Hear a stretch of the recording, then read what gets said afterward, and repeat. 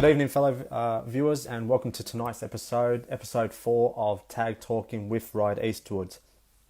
If you happen to miss out on last week's episode, we had Clarence White, William Zhang, and Sivasarian Surikuma on our segment. Now, if you missed out, you can always go to our wall and you'll be able to view all the previous episodes, along with it also being up on our YouTube channel as well. And all you need to do is go to Ryde-Eastwood Tag on YouTube and you'll be able to view the segments. On tonight's episode, we have Denise Tam and Clara Wong from Women in Tag representatives, along with Deborah from the Women's 30s coach. And we did have scheduled Majid Hamoud to come on. Now, unfortunately, due to unforeseen circumstances, he's unable to come on. So instead, we've got the next best person in Yusuf Ibrahim. So, guys, while you're viewing, hi Mikey, please make sure you're giving us a thumbs up or a wave, so that way you can go into the draw to win a prize at the end. Now, we'll call up our first guest of the night from Women's in Tag representatives, Denise Tam and Clara Wong. Girls, how are you? Good, thanks. Good. Hi, Seamus. Okay, so just for everyone viewing, we've got Denise Tam on the left and we've got Clara Wong on the right, guys. So just so we know who we're addressing throughout the segment. Now, girls, obviously on here, part of Women's in Tag, the concept that you basically started. Can you tell us how that started?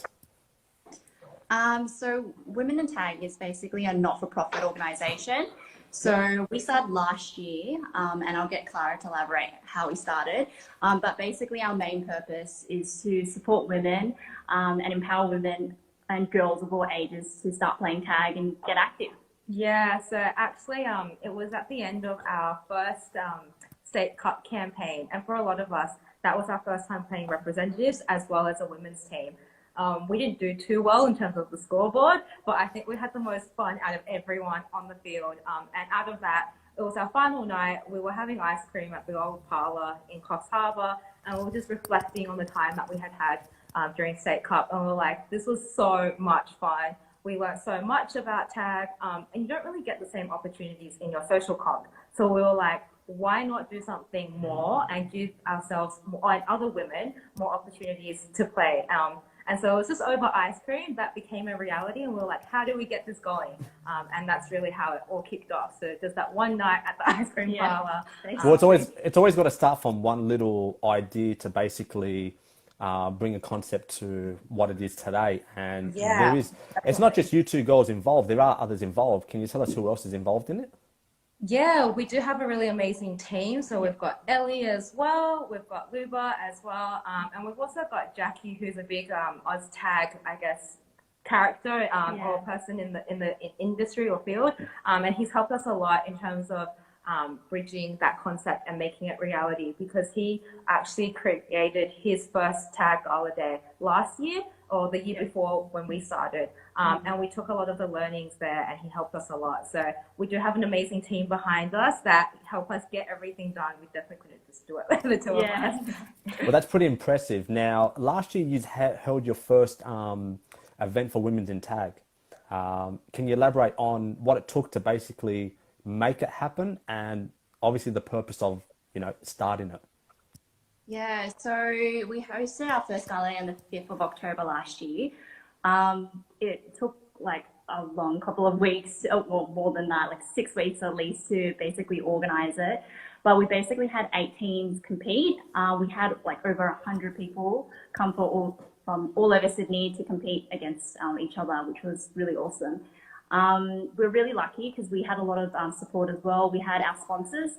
So some of the sponsors were like Play On, we had Missy and Co, we had Krispy Kreme, Lorna Jane, we had like some pretty big names. So we were really lucky to have that support. Yeah, and a lot of the sponsors were actually tag people who had their own small businesses. So we wanted to give back and support them as much as possible. And I think something really cool that came out of that day was we had a lot of interest from individual players who probably might not have had as much experience playing tag, and they all wanted to play, and we just put them in a team together, and they actually did really well. I can't remember what they came overall, but they just were just a really great team, and like played very cohesively for a team that had never even played together. So that was something that was a bit of a highlight for us because it meant that we were achieving our mission in getting more people and new people to join the game as well. Well, I've seen the photo of the whole event, and basically all you girls all put together.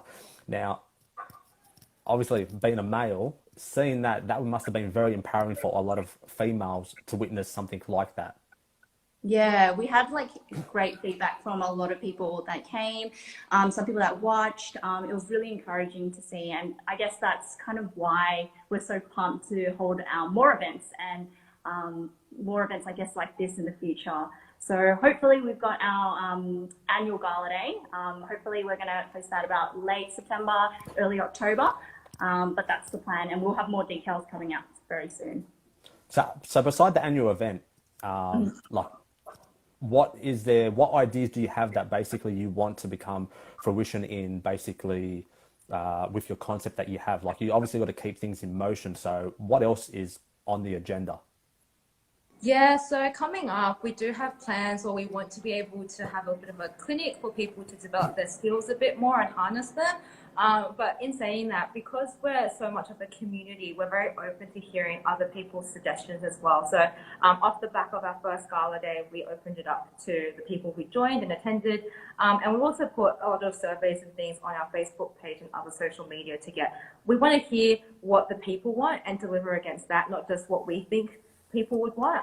So just creating that more personalized experience there. So anyone who's watching now, hit us up and let us know what you want from us, because we are very much wanting to give that to you guys.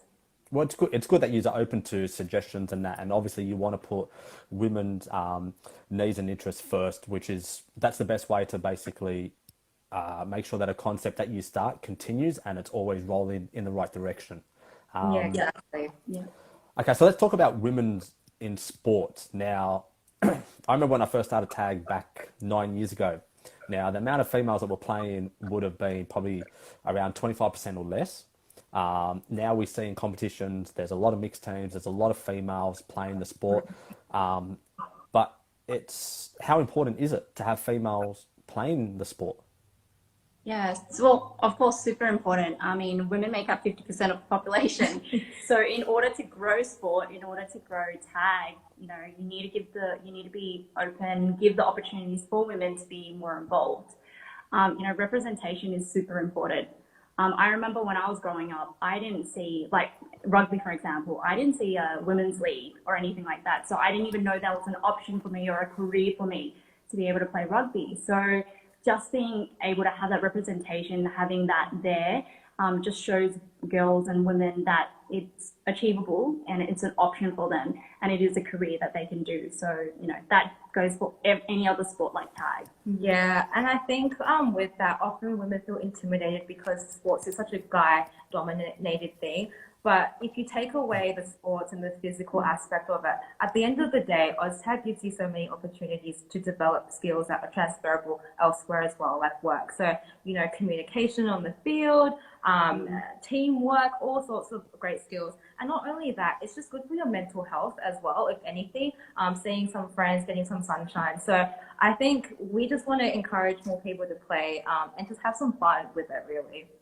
You're definitely right in what you're saying, and there is a bigger picture to this with females being involved in the sport. So obviously that's going to head into my next question. What is the big plan for women's in tag? Like, obviously when you brought up the concept, sitting down, having ice cream and you spoke about it, obviously you would have had a plan short term, and long term.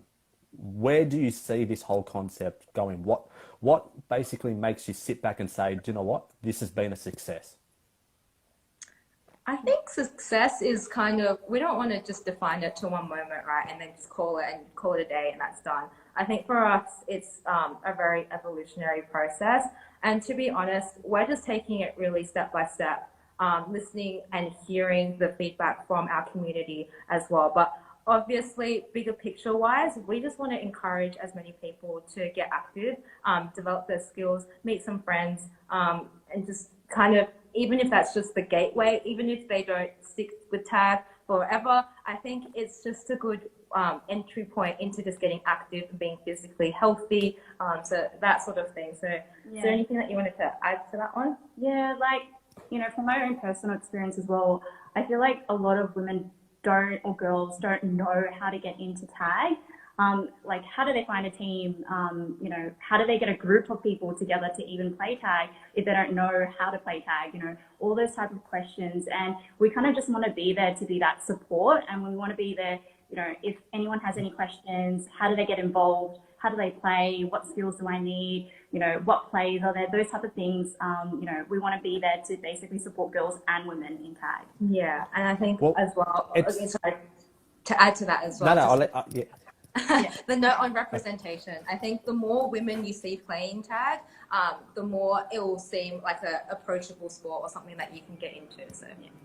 Well, I was just going to say, like, before we head into how they can contact you and everything, and we'll finish up there.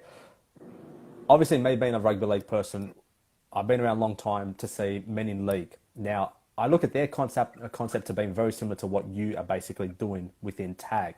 And their concept goes outside the bracket of, it's not just people playing the sport. You're supporting one another. There's mental wellness, there's many different aspects to life that basically a lot of these people go through. And just to give an example, just quickly, there's one player that I know, Ben Ross, he fractured his back and, wasn't too sure if he was going to be able to play again. But with Men in League, they helped him get through and he ended up becoming an advocate for the whole concept. And I see what you're doing, basically heading down that same path as well, that the more females you get involved, obviously you're going to be able to support each other within the sport, but also outside the sport as well. And I would be probably right in saying maybe that might be what you are heading to do. It's not just, obviously, just OzTag. You're basically empowering all the females to come together. There's the support, wellness, all different characteristics that you can basically apply to what you're doing. Is all being applied in your concept. Yeah, definitely. It's like a network, and if you have other women who have gone through the same thing, then you're able to relate easier and kind of share that feedback and those experiences and be able to just connect better in that regard, I think. Yeah. So I think you're definitely right. Okay, so as we're about to finish up, let's talk about how all the females that are watching, not the females. Yeah. You're a guy. How can they get in contact with you now? Tell us all the details. So then this is going to go up on our walls. It's going to go up on YouTube. People are going to go back and watch this. How can they get in contact with you? Well, first and foremost, I think you can follow us on our Instagram page, which is at Women in Tag. Still fresh, so there's not much there, but keep your eyes peeled. We'll be posting soon. We'll also have our Facebook page, which is also at Women in Tag. And you can also reach us via email if you have any pressing questions, queries, thoughts, suggestions. And that is womenintag2019@gmail.com. Awesome. Well, girls, I'm really impressed with what you're doing. And if you ever need help or anything, just let me know. And I'm always there to help you in any form with Ryde. We're always supporting both genders in that, and especially women, given that they have a place in the sport. So I'm really impressed with what you are doing, and I really do appreciate you coming on and speaking on behalf of the females. Yeah, thank you so much. Thanks for the opportunity. Yeah, thanks for giving us the platform to share our mission with you guys. And also say hi on the field if anyone is going to see us there. We're playing most nights of the week as well. So, yeah. Thank you again for tonight, girls. I really appreciate it. Thanks. Thank you. Okay, guys, there you have it. That's our first special guest, Women in Tag. Now, like they said, you can get in contact with them on multiple platforms, on Instagram. You can also go through Facebook and email. So all females, don't be afraid to contact them.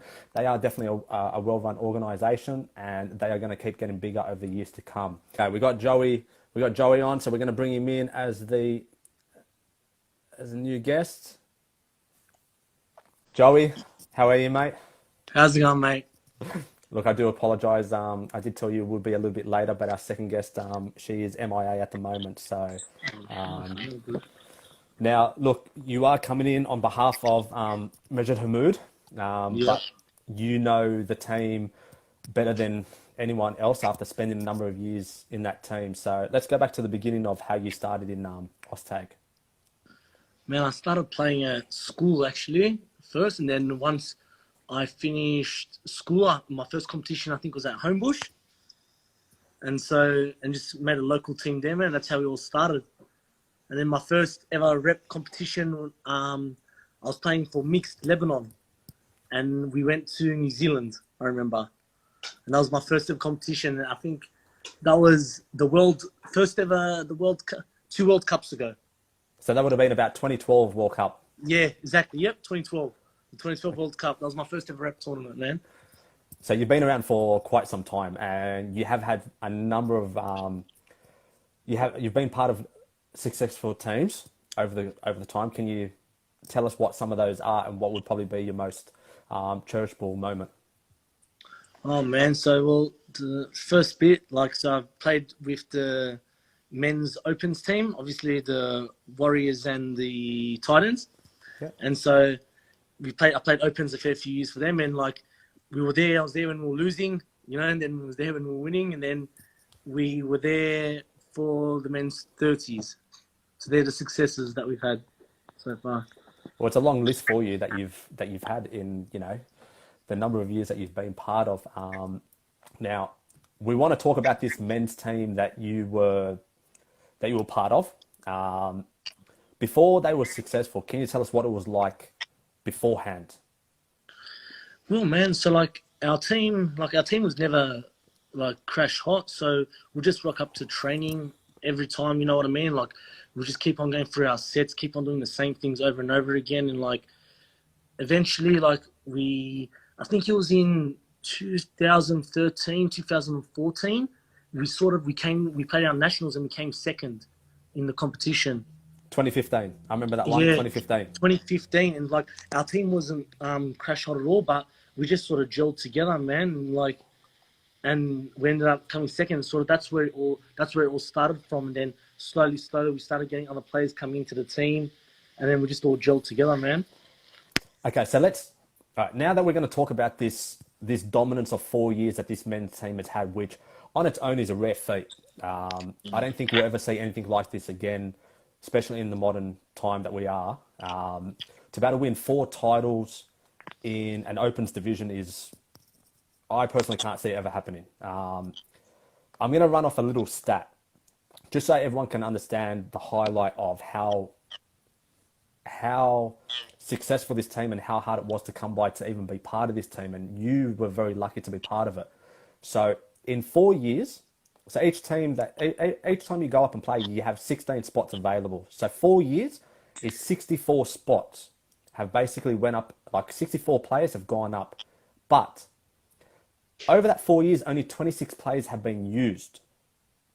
Now, I'll break this down even further. 8 players have played in all 4 tournaments. 4 players have played in 3 of the wins. 6 players have played in at least 2 of the tournaments, while only 8 players have played once. Now, that's just, for me, when I put this together, I couldn't even comprehend it, because 26 players among 4 years, that's incredible. What's your take on that? Yeah, man, it's a pretty good stat, to tell you the truth. And I think that's part of why we were so successful, to tell you the truth, because like I said to you, when we first started off, man, we weren't the crash hot team. There was other teams, really, if you look at it on paper, they're a lot better than us, but obviously it came down to gelling together as a team, and knowing the way each other played. You know what I mean? Because when you get to that rep level, everyone's pretty much the same. Everyone's fast. Everyone can step. But just the only difference is between the teams is how well you guys bond, and how well you can play for each other, really. Well, and I think that with that teams, that's what we do the best. And well, I look at the 8 players that have played in all 4 tournaments, and basically 2, 4, 6 of them are your middle core. Yeah. Your middles and roamers. 6 of them out of that 8. Now, if anyone that wants to build a successful team, that's the strength right there. But it wasn't even just the fact that you've only used 26 players. It was the change of attitude that basically your players went through. I remember heading into the 2016 tournament, you overhauled your whole complete training session it was all fitness. Yeah. And it was hard. Yeah. So really, like, we try to do something like, obviously if you're not winning competitions and stuff like that, then you have to change something, because if you keep doing the same thing, then you're always going to get the same result. So obviously with Akin coming like to the team and like speaking with Measured, a few of the other senior players will talk, and like Shorty, we're talking about like what are we going to change, because we have to get better. You know what I mean? And so obviously a big part of that was fitness, because everyone's good for the Friday, Saturday, but Sunday is what counts. You know what I mean? So it's It's like we're doing sand dunes and like running and fitness, like, and only that, we put a lot of pressure on our players to come to training. So like most teams won't get a lot of people come to training, but we made sure like you had to have a very good valid excuse to not be able to come. You know what I mean? Otherwise all the boys will get up here. So I feel like that's part of the whole reason. And especially with the like only having 24 people over the 4 years, man, it's like it's because we all knew the way each other played. Like it's not really getting, let's say, a so-called better player to come into that position if they are. You know what I mean? It's just who fits best into that position. You know, so definitely that's how it comes across, man. Well, talking about that middle core, right? So Yeah, you obviously played on the wing on the team. yeah, Now you had some of the best like men's players inside you. You had Measured, you had Ehab, you had I'll call him as Twinkie because everyone knows him as Twinkie, Arkin and Eamon.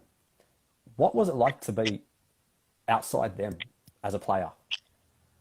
Oh, mate, so good. It's like as a wing, all we got to just stand there, give me the ball. They've done all the rest. Just give me the ball and watch them do the rest. Really, man. Like they compressed the middle so much, and like made my opposition think whether to go in or whether to come out. You know what I mean? And so it questioned my position of what I was going to do. So put them into mine. So it would help me a lot as well, them being so good, or always beating their player, Don't know whether they would kick or like whether they're going to run the ball or what, or take a quick settle and all that sort of. And not only that, it's because we played each other for so long, we knew how each other played, So I know, like, for instance, like with Akin likes to come back to the inside, you know what I mean? Like, so Akin will run one way, then come back to the short side. A Twinkie would love running holes, you know what I mean? But this went further than what it was on the field. Pardon? This went further than what it was on the field. Like, yous had a brotherhood. Yeah, 100%, man. So And yous were very tight. only Oztag, you know what I mean? So like, we'd hang out, we'd make sure we had like a lot of team bonding nights and stuff like that. And when we saw each other, it wasn't all about Oztag as well. You know what I mean? So can you tell me what Measured is like as a middle? Like, this guy the commentators have turned around and said he's one of the best middles going around. Now, yeah, the guy's getting better with age. A lot of us envy him. I do personally, because it's like as if he has all the time in the world out there on the field. What is he like out there on the field? oh, he's a fierce competitor, mate. Measured's a very big fierce competitor. So, he's a good middle to have. You know what I mean? Like, you feel confident when he's got the ball in his hand. You know what I mean? So he's like a very good leader. So most times when you're down 1-0, there's not long to go, then he would, what's it called? You know what I mean? He would know what to do, know when to throw the pass, like not rush things, Like just a very smart player. And like I say, Measured's one of the best middles I've ever played with. So if not the best middle I've ever played with, And like he would, like, I remember the first ever grand final we ever won, man. We were losing 1-0. And then there was like 5 minutes to go or something like that. And he had to take a timeout. Everyone was sledging from the sidelines. Everyone was sledging us. And Measured went and took a minute to himself. So he subbed himself off. Went and took a minute. And he sat on on the esky. And was just thinking to himself. And he came back on, man. We ended up winning 2-1 the grand final. So that's just the sort of player.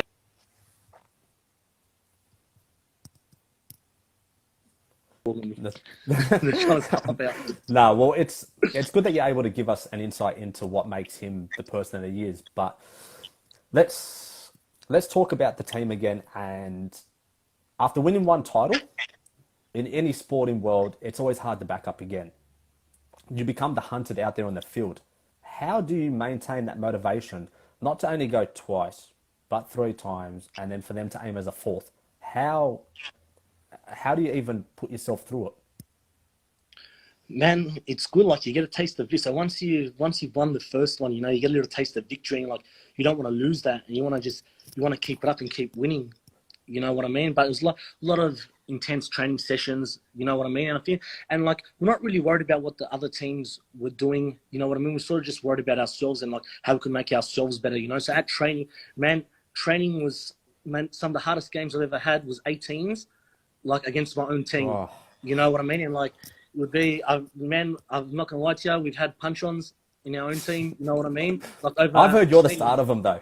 Nah, never. Mario, Mazza, if you're listening, Mazza's out there. He starts all the fights, man, not me. But yeah, if you want to hear a little story, I remember once, like, would hit anyone off the ball. If they're running that line, make sure you make that tag, no matter what. I remember, I think Moe Seiki ran my beloved Bash brother teammate. I love you, brother, if you're out there listening. He ran the line, and then I hit him, and he's like, don't do that again. Sure enough, he ran the same line again. I hit him again, and we all having a big blue, at training, and then... but we're best friends, and that's just what made it good. Like that's what made it tough, and because we knew what we had to do to win, So it's like it's so hard, like because teams come out for you when you're at the top and stuff, and you've won a few grand finals. Every team wants to beat you, So it's just keeping that hunger's like it's good. You stay hungry because you know that you're only as good as your last game, man. So if you don't win that title, then it doesn't matter what you've done in the past. Like you're not the best now, so. Our team strives on being that best, like throughout the whole tournament. Well, before we head into the last couple of questions, obviously what you're saying, like, and I've just seen what Siva's made at a comment.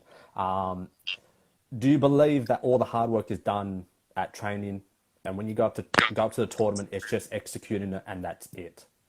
Yes and no, man. Like yes and no. Like definitely, like you can talk a big game at training, you know what I mean? So obviously I'll say yes for the first bit for the training. Yes, you got to train hard, man. That's 100%.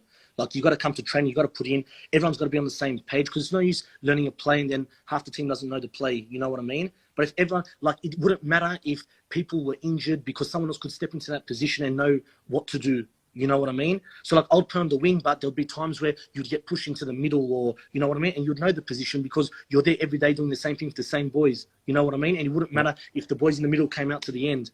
You know what I mean? And then I feel like for the second part of the question is is it up on game day as well? That is a big part because some people, when it comes to grand final, you get nervous, get those butterflies in your stomach.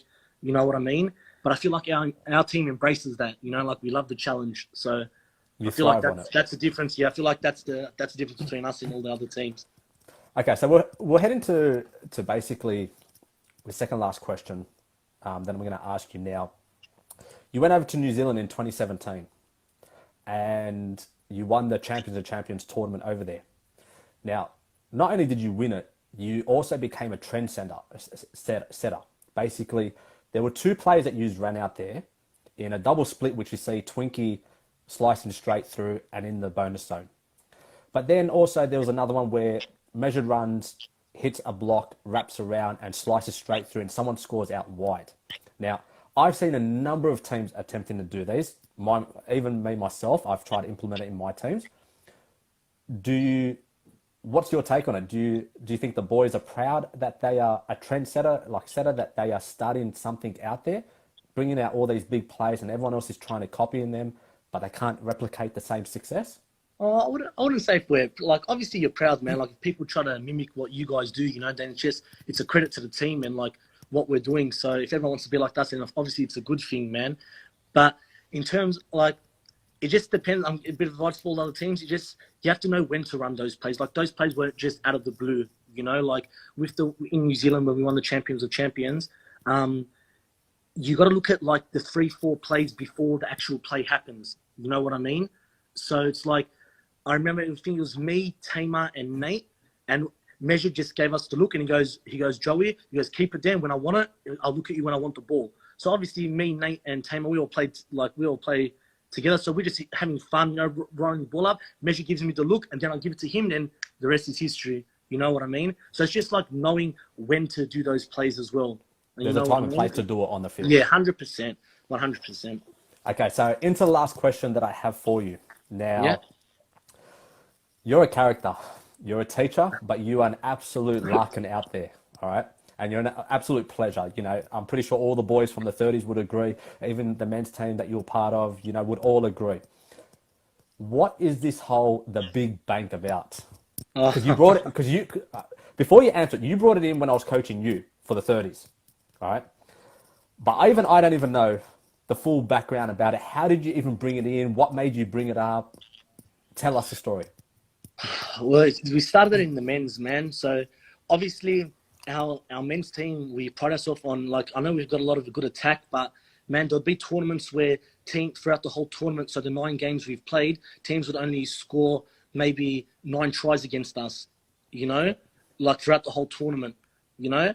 And so obviously I wasn't the best attacker, you know, so I like to pride myself on my defense a bit more. And so no one would ever get through, and I'll just whack everyone that came, like, try to come through the line, and whoever was on the defending team, we were the bank, you know, like we're as safe as a bank. So that's where it all started from, you know. And then Well, it's definitely a good saying. Yeah. So it's like, that's where we try to bring that culture into everywhere we go, like, because you can score a million tries, man, but if you let in just as many, then you're not as good, you know. So, well, for everyone watching, before I let Joey go, if you ever want to know what kind of person he is, right, just go and ask all the people around that he's associated with, because they will tell you he is one of the best people to be around. He is a larkin, and he's the best motivator out there. And even being part of nationals that we just played and won, even every time you got in there and gave a speech, it fired me up. And I'm very hard to get fired up. But Joey, you are one hell of a person, and I really appreciate you stepping in tonight for Measured and doing this. no time on, man. Anything for the boys. Well, Love hopefully you I'll guys. see you soon in a couple of weeks anyway. Yeah, man. Can't wait. Thank you, everyone, for watching. Legends, man. Appreciate Thanks, it. Joey. Thank you. Thank you. Bye. Okay, guys, there's our second special guest for the night, Joey Ibrahim, who stepped in for Measured Hamoud. Now, we've got Deb on, and we're going to bring her on as the last special guest for the night. Now, just bear with me for a second. Okay. Deb, how are you? Thanks. Not too bad. Finally got you on, which is Sorry. pleasing. No, that's all right. Okay, so let's quickly get into this. Tell us when you started playing Oztag and how you got involved. Started playing when I was 14 at school. Hold on, Deb, we just got a little bit of a connection problem with you. Just can't hear you properly. Can you hear me now? Yeah, can hear you now. Yeah. Okay, cool. I started when I was 14 at high school. We started a after-school comp. Yeah. I just started playing pretty well. I went to an all-girls Catholic school, so I pretty much played women's most of my time playing Oztag. But so played with them, played a little bit of like schoolgirls rep, and then started playing rep for Wollongong for Open Women's. We got pretty much pumped every time we went away. So you kind of become a bit more humble at winning when you lose so much. So played for Wollongong. I moved down to Melbourne and had a couple of years away from tag. They didn't have tag down in Melbourne back then. And then came back to Sydney and I played for Souths for a couple of years before coming over to the best club, Ryde-Eastwood. Okay, well, talking about that now, you've obviously gone and played to Australia a number of occasions. What would probably be your most significant moment over the years playing? It was obviously awesome getting to pull on the jersey and play for Australia. Got to play in New Zealand and watch the whole New Zealand team do the haka. But probably the best thing was playing in front of my kids. Awesome. That definitely would be a good moment. Yeah. Okay, so even you as a person now, I've basically known that you've come back from a lot of severe injuries over the years. And what makes you come back every single time? Like, they're not easy injuries to come back. Yeah, I've had 4 knee surgeries now. In a finger, I dislocated a spiral fracture in my finger, and come back from that. I guess it's just I love playing. Like, it's awesome community to be a part of, great people, and I always feel like Oztag's a non-contact sport, so you shouldn't hurt yourself too much. But yeah, it's definitely the opposite. Yeah, exactly. The spiral fracture one had people wanting to have a look at it. But yeah, it's the team and the people that I love playing with that will always bring me back. Ah, that's good. Well, let's talk about that team. Now, you've been involved with that team for 5 years and you've been coaching it for the last couple of years. Mhm. Now, that team has basically been a very stable group, like a core group around you, Simone. Yep. There's a number of yous that have been around for a while. Do you, what's your take on it? Do you believe that that's probably the best way to go in building a successful team, or can it be a little bit stale over years? I think what we've built in our team is a great culture, which has really started like Simo loves the team, really built that with, I guess, with me as well. We want to make sure people enjoy it. And when we first played together about 4 or 5 years ago, we lost every game at State Cup, and we were wearing the Yeah. star, like a rainbow had vomited on us. Yeah. And, yeah, so we lost every game, but we made sure we had fun doing it, and we made sure we stayed as a team doing it. So yeah, it was really just about driving that culture through the team. And I think now we have a few of the girls not playing anymore, and we're bringing some of the younger ones through. So yeah, we've definitely built up a bit of a squad of court players, but we rotate through trying to bring the younger ones up as well and make them want to Well, play with us. well, talking about bringing the young ones up, like obvious for yourself, even going from opens to what it was 27th and now 30s, what what are you basically looking for that transition? Because it is two different games from opens to this division. It is a lot more structure, I believe. Yeah, yeah. So I think when you watch the women's game, they're quick, they're fit, they do a lot of like one ups, and then they might have a bit of a move around there, but they really do. I think the women's opens teams are fantastic. They're really super fit, but we're a bit older, a bit slower. We need to play more, a bit more structure. Uh, so we really play with quite a clear game plan, and quite clear structure around what we're doing in each part of the field. So for senior women's, I think yeah, it's more about having a clear game plan and a bit more of a structure around the team and moving it a bit wider. We probably use our wingers more than any other team in the comp, I'd say. I definitely agree with that. Like even like Jules, Bridget, being on the end of what's inside, like in the middle group now, you've got one of probably the most exciting players in Joss, who's a clear X factor to the team. What Yeah. does that do for the girls in having someone like her there? Because she's obviously stepped away for a couple of tournaments, and Mm. when she's there, she's obviously makes the team so much different. Yeah, oh man, she's an absolute gun. She's amazing.